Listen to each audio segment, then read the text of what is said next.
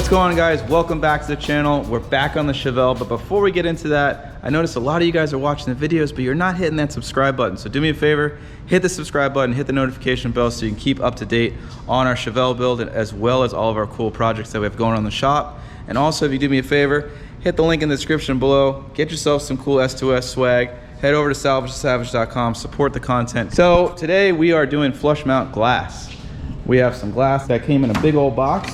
I personally have not done a flush mount glass install before, but as far as I can tell, what we're going to do is give it this more modern look. So the glass is going to go right up to this edge and get rid of the molding, get rid of the big fat weather stripping that is on these old muscle cars, and it'll actually be glued in just like a modern car. We're going to tape off this whole area really nice and just kind of sit the glass in, see how it fits, and see if there's any metal work that needs to be done. I'm kind of curious as to see how it fits. So the only thing we can do to just kind of gauge that is just throw it in. The rear still needs to be cleaned up a little bit, but the front, Dave already cleaned this up in the previous episode, so this one's ready to go. Now, if this is too small or too big, we're gonna obviously have to modify the opening, but the first thing we're gonna have to do is unbox all the glass, get it all situated, and then figure out how we're gonna get it in the actual car to see what we're working with.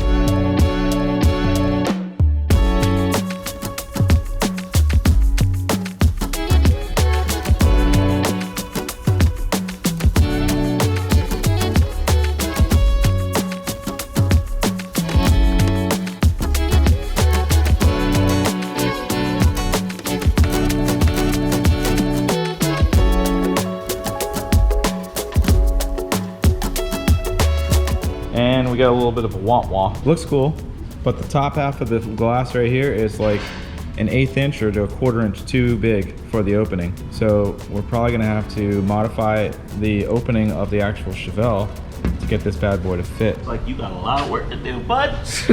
What? Like a lot of work to do. It's like a 1/4 inch gap over here.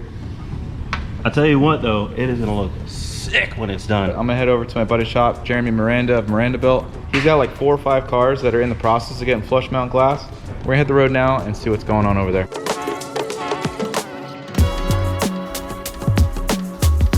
Oh yeah. So it comes all the way out. So you're saying where the glass actually sits to, raise that up. Yep, tilt it. Where the fender meets that, You're gonna build the fender. build that up. Yep. Or the cowl, build that up. You up. don't have a cowl, you have a piece of sheet metal. So where would you start with the flush mount process? Would it be the depth first and then bringing all your frame in? Yeah, I would set the depth first. Paint sticks. Paint sticks? Yeah, tape them in place and get the glass stilted. This flows real good, and then you can bring the body out to it. Yeah, way out. Yep. And then this is just glued in with urethane, huh? That's it. And this is factory glass. Yes, sir. $100 bucks. 100 bucks. And you can get it right now. If you break it, it's no fucking big deal, man. Well, we're heading back to the shop. As you can see by the talking hands of Mr. Miranda, we got some pretty good insight as to what we have to do next. If you ever are doing fabrication, guys, and you got something that you haven't done before, I mean, there's two schools of thought, I guess. You just do it and figure it out and learn from your mistakes, or you pick someone's brain. And it blew my mind that he actually uses factory glass. So I don't know if we're gonna keep the flush mount kit after everything you told me about the flush mount glass, how hard it is to find, how expensive it is. And it's true. I mean, the glass that we bought was very expensive. It was not cheap at all. What we're gonna probably end up doing is reevaluate the cost of keeping the flush mount glass in the car, or just buying 2 brand new pieces of factory glass, bringing it up, flushing it in, and then installing it with the urethane glue, which is what a modern car has. So I'm gonna head back to the shop now, take a look at the openings, start messing around with the glass, start seeing what we can actually do. But one thing I do know is that this rain channel that stops the rain from getting down when you have your windows rolled down while you're driving around with your windows down in the rain, I don't know. In order to really get the actual ideas to the transition on the A-pillar, I want to get rid of this thing first. So we're gonna go ahead and cut these off, get this down to the metal.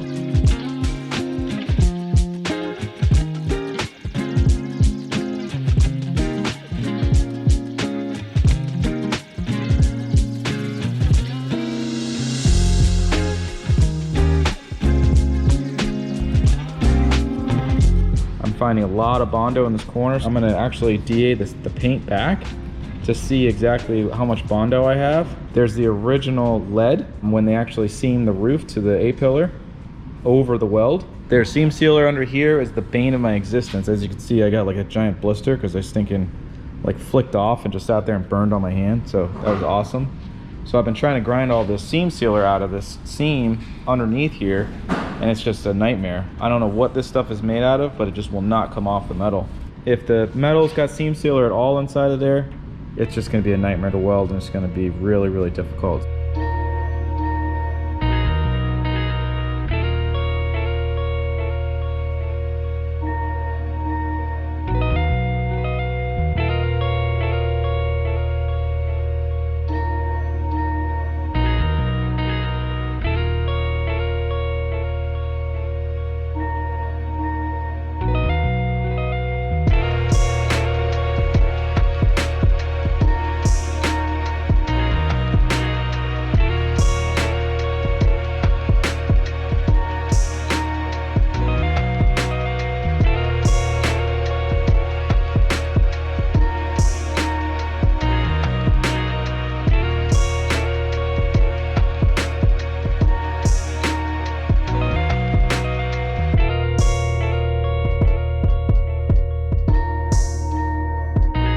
All right, our drip rail on the driver's side is finally done. We've removed it completely.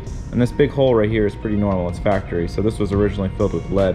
In hindsight, I probably should have got this all sandblasted so it was all cleaned out. Not a huge deal. Now once we cut the drip rail off, we found that the edge was actually really, really thin. So I took some 16 gauge, came in on the backside here, clamped it down, and then welded on the face. Measured 3/8 down, marked it, cut it, and it was just pass over pass over pass of using silicon bronze. You can use a lot less temperature and it will not warp the metal as easily. So you can use 30 amps with the silicon bronze as opposed to 50 or 45 with the regular steel.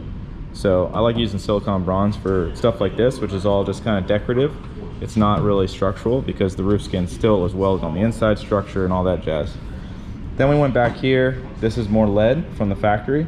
We took some lead back and we were able to get in there with the silicon bronze and mate this profile. We'll probably put the lead back down, finish this out when we're ready to go to paint.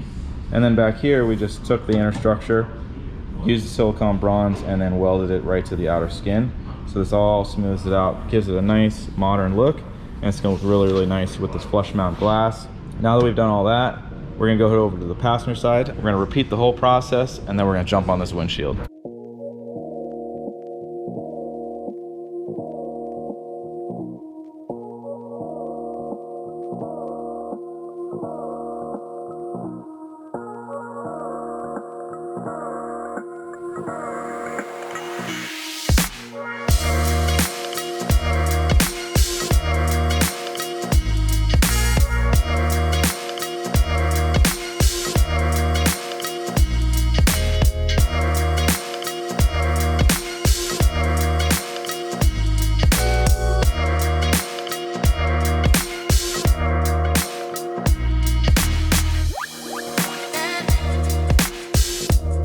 So we got the factory glass in the front of the actual Chevelle back where it was before. As you can see, the gap on the top is a lot bigger, but we're still gonna slide the glass up. Now, we're in like a bit of a debate right now. Jeremy Miranda, our buddy who does a lot of these, he swears by doing factory glass. He used to use the flush mount stuff and he had a lot of issues with it. And we're actually experiencing that right now. Not trying to bash the company at all. We know that this stuff is the way it is, but so we pulled the glass out of the box, and Mike's not exactly thrilled with what we're looking at here as far as like... I mean, here we are trying to build a very high-end Restomod Chevelle, and like look at the craftsmanship where they bring the antenna wire out of the glass. They basically used their finger and just slapped a bunch of black silicone on there. Yeah. I don't know, if this was going in my car, I would not be happy. Yeah, we got a chip right here. So you'll chip off the old block. You'll chip off the old block. And I noticed too is there's like a weird wobble in the glass, like where the mold was. It's wavy. Yeah, it's wavy. So when you look down, you can actually see like a weird divot there, and they're all the way down the top of the glass. This is all very visible from the outside of the car. And the other problem is Jeremy was mentioning that he had some issues with it delaminating. So the two pieces of glass are glued together right here. Yeah, you can see the glue kind of sticking out here. And then when the car sits in the sun, in the Florida sun beating on it, the two glasses separate.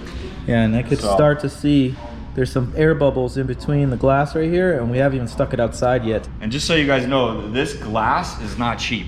No. A factory windshield for a Chevelle is about 250 bucks. This piece of glass was about $1,300, and we waited 7 months. 7 months for this piece to come in broken. All right, well, we're gonna keep on trucking. I'm gonna use the factory glass for now for mock-up. First thing we're gonna do is make these tabs. We're actually gonna go about 1 inch. We're gonna break it up and then break it forward, so it's gonna make like an L. We're gonna use Clecos and put it on the bottom of the window channel right here to hold this up against the actual top of the window opening. Because the idea is I wanna just be able to do the sides. I don't wanna have to do the top too if I can get away with it. Because from the factory, there's like a channel that goes across here that actually holds the glass in place. So I'm gonna go ahead and lift this up first.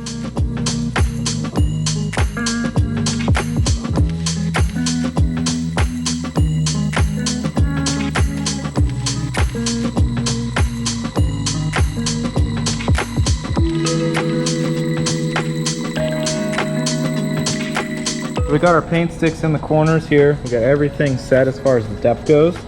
And you can start seeing this flush mounted look. Now, obviously the sides need to be shrunk up. We gotta put some 16 gauge in the corners. And then the bottom right here, we have our Clecoed in landings to be able to hold the glass up. So what I'm gonna focus on now is the actual depth of the glass. So the piece of the landing, the actual glass and the glue is gonna sit against, I have to bring that out.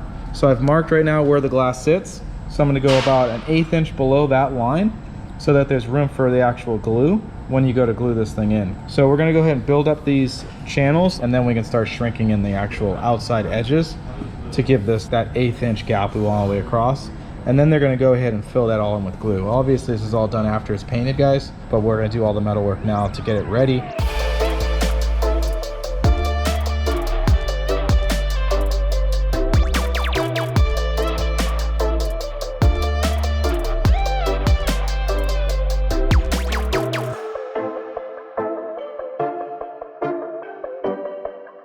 So we have our sides built up, and as you can see from the time lapse, we threw the glass back in, made sure this is the depth that we needed. So both sides are done. This is 1/8 inch material, guys. Same on the other side. Built it up from 0 all the way up to 1/8 inch at the top. The sides are all set. Now we're working on the top. We went ahead and made our tape template because this thing obviously has a really big bow in it. So I went ahead and transferred over to this material over here, and we're going to cut that on the bandsaw now because it's just gonna be a lot easier for me to transfer this from the tape as opposed to cutting it on the plasma table and trying to draw this radius.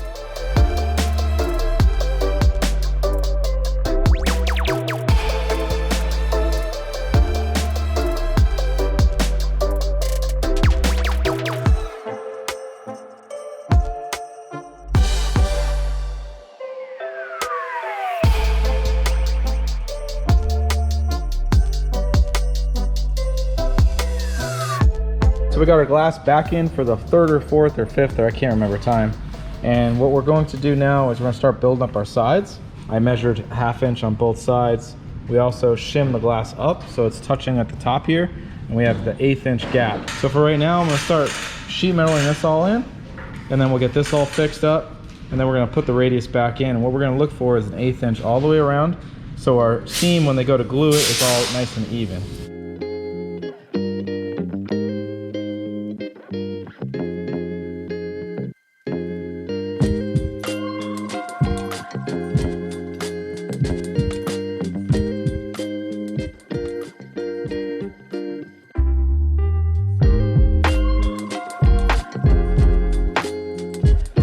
All right, so one side is done, and as you can see, all we did was break a 90 16 gauge, trimmed it back. This A-pillar is not completely flat, so when I originally put the angle piece down, it was shooting up like quite a bit over here. So went ahead and shrunk it, gave it a little bit of an arch to it, so once this is all welded up with some silicone bronze, it'll blend up really nice, and then you'll be able to body work that in, and then we have our nice 1/8 inch gap going all the way down the glass, getting ready to get to the point where it's actually flush mount. And you can see it's like a modern windshield now. We're gonna go ahead and repeat the process on the other side. I'm gonna leave this locked in over here.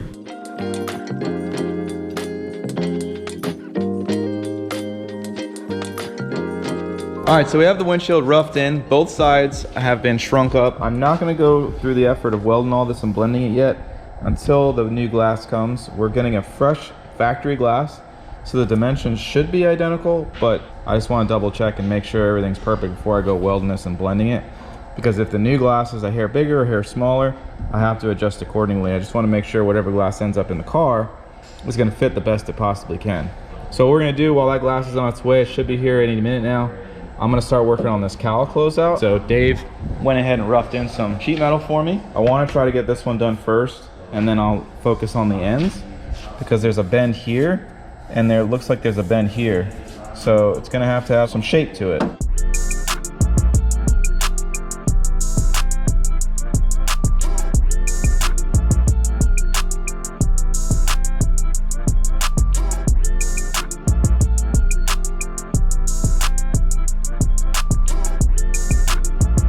So we got our new glass in, all taped up, and it is identical. It's like exactly the same. It actually fits nicer. This side, as you can see, it's nice and 1/8 inch gap all the way across here, 1/8 inch gap all the way down here. The other side's a little different. I don't know if the car was damaged at all, but it's 1/8 inch at the bottom, and it's a little bit larger at the top. Not a huge difference. I mean, it's 1/8 inch all the way across, and then it comes here, and then all of a sudden the glass just, it's not like even, like I have to shave this much off the glass right here. I'll just go ahead and just give a little, just like this. Just take that little edge off right there. I could add a little metal here to keep that 1/8 inch all the way across, because we want that same gap. I'm gonna go ahead and finish this out, and then I'm gonna put a little radius on this corner right here. We're gonna fill this in, get that done, and then the windshield's pretty much done except for this little shave job that we have to do over here. I still have to figure out some sort of brackets down here to hold it up. I'm gonna make something a little more permanent that will actually bolt in and hold the glass in place once it's glued. And then that beauty cover will go back over the bottom of the glass and cover all this up. I do have some work to do on the inside here. I have to finish off this, where this meets the A-pillar, so that's all gotta get metaled in. So enough jibber jabber, we're gonna get back to it.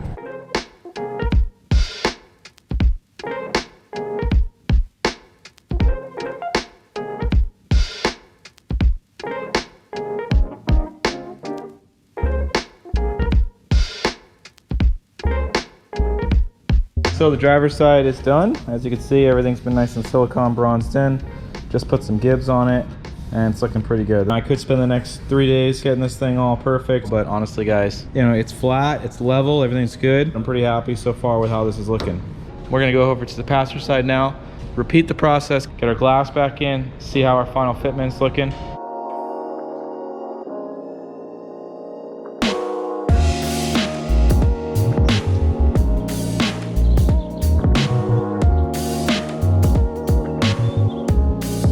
For our cowl delete, we went ahead and tipped this corner up. So this leading edge, this 1 inch edge, has a little bit of a... So what we did was we went ahead and hit that on the tipping die, got the center panel all nice and fixed down. Ends are a little bit more complicated. We're gonna have one piece here like this, and then one piece down here that I gotta trim up still. So I'm gonna end up having to weld here and here to get that all blended in. And I'm gonna have to cut it back flush with the actual fender so that it'll be able to remove. We're gonna go ahead and lay out this side first, then we'll lay out the other side.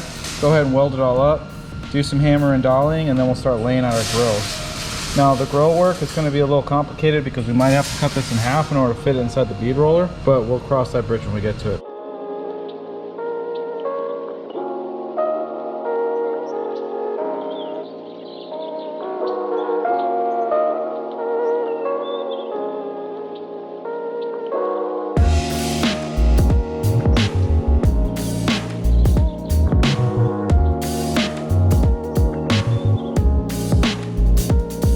All right, we got our sides pretty much dialed in. These corner pieces, I had to weld them up, but they'll go like that. So what we're gonna do now is pull the center panel out and go ahead and mark out our design for our inlays for our mesh to be able to tie in with the front core support and the hood. And this will probably be the last mesh insert that we make for the engine bay. So I'm gonna go ahead and pull this out now, trace the whole thing out, put a center section in here that's the same width as the front. So it's gonna have the same tapered opening look as the core support to kind of tie it all in.